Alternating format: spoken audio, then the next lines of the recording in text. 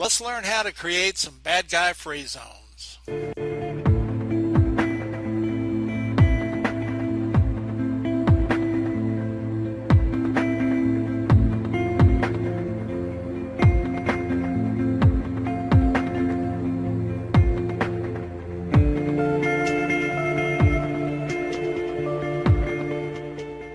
So the bad guy free zone we're going to create today is going to be centered around hotel security.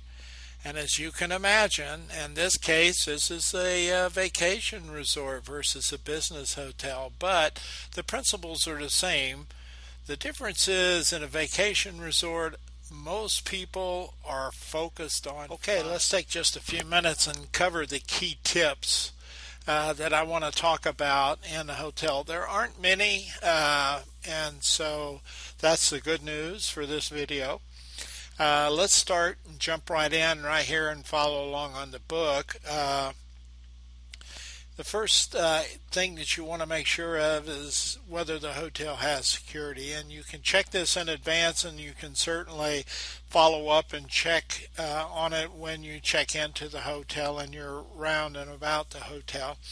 So you're looking to see if it has security and whether that security is in the lobby, and do you see them in a busy area outside the hotel, like a pool area that happens to be extremely busy, or parking lots.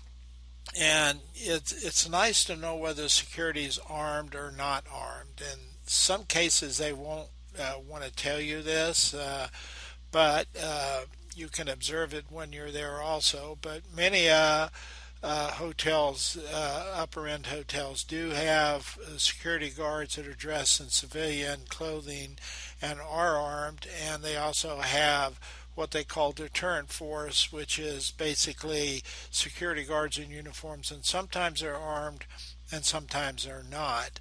And the reason they don't like to tell you about whether they're armed or not is it sends a signal. If they're armed, unfortunately, it sends a signal to people that there's a problem in the area. But you're going to check that out anyway, so you can tell them that you're checking on the crime in the neighborhood for the area and everything. So you just want to know if they're armed or not armed. Don't pursue it if they refuse, but you can observe it when you get there. Is there 24-hour security, and if not, what are the times the security officers or security is present? Some hotels have them like midnight to 8 in the morning. Other hotels have them there 24 hours a day, depending on the hotel and the standard of the hotel.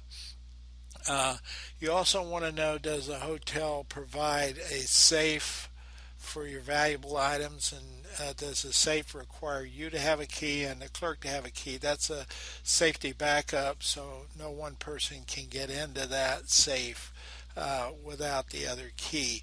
Does the hotel have security cameras in all the halls and public areas and vending areas and stairwells and parking lots? And particularly, those are the key areas that you're looking for security to be available to, and hopefully somebody is monitoring those on a regular basis. You want to review the neighborhood. You can do this by getting on Google and doing a criminal check for the neighborhood that the hotel is going to be in. And nearly every city or country that major hotels are in particular, have those websites to provide when the latest crime has happened, what the kind of crime was, and where they were. Many hotels run inadequate background checks on their employees, and you want to understand that you don't want to leave anything valuable out in your hotel room. Either check it in the safe in the room or check it down in the lobby area.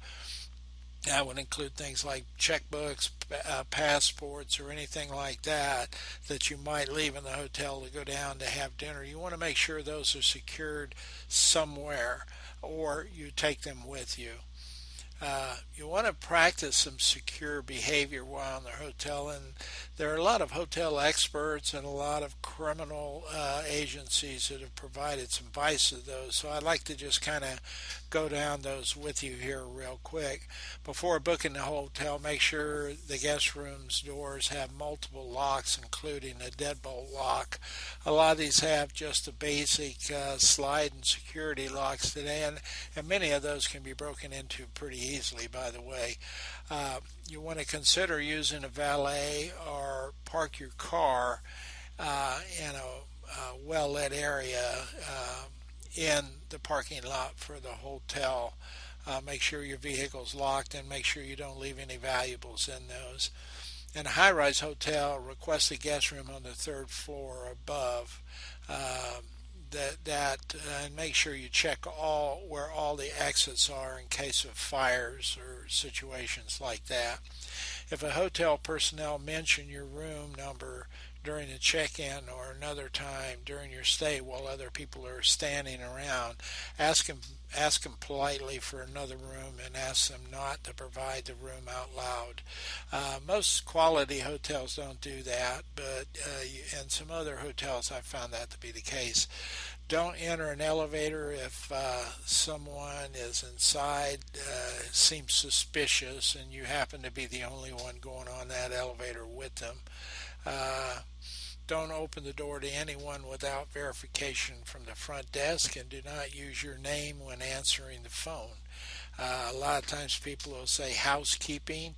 You can check that out through your keyhole, or ask them to come back around later, and then as you go out, you might see them in the hallway and recognize them and tell them that the room's now available for cleaning.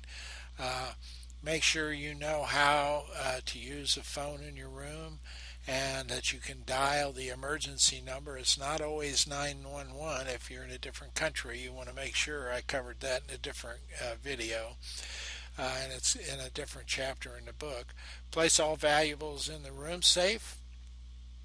Make sure that they are locked up and secure or down in the lobby, or you take them with you. Hang the do not disturb sign on the door and leave a light, radio, or TV on when you're leaving your room. This kind of lets somebody know that you're in there. The housekeeping, they have a key to get in. If you don't answer and they hear something, they most likely will go ahead and enter and yell housekeeping. So you don't have to worry about the fact that leaving a TV on or a light on will distract them from cleaning. At night or any time there's concern for safety, request a hotel staff member to accompany you to your room or the parking lot or from somewhere to another place, and do this particularly if you have valuables on you that you don't want other people noticing, or that look like you may be a wealthy person. Okay, that pretty much covers the hotel checklist. It's not a long checklist, but it's definitely an important checklist. And what I would recommend for the items I mentioned earlier in a previous video, one of them was a door stop. You carry 2 of those rubber door stops to keep doors open. And if you shut your door, your hotel door, and slide those about 1.5 to 2 feet apart underneath the door from your side of the door after you lock up and you're ready to go to bed, that's a pretty good way of ensuring people are not going to smash the door in. At first, it'll stop the door from opening, and secondly, if they try to push it or kick it in, it'll make it extremely difficult to do. So that's just another tip to ensure. I carry 2 of those with me every time I go traveling where I know I'm going to be staying in a hotel. It only takes a second to put them down there, and only takes a second to retrieve them, and they're not large and difficult to carry, and nobody should be taking them out of your carry-on bag either as you check on a plane. So there are a few tips for you. I hope you enjoy your trips, and I hope this helps you feel safer on your trips. Thanks for watching this video. I hope it's helpful to you. I hope it helps you have some peace of mind as you begin to travel in the various areas you go, particularly internationally. Until next time, this is Victor Vogel, creating Bad Guy Free Zones.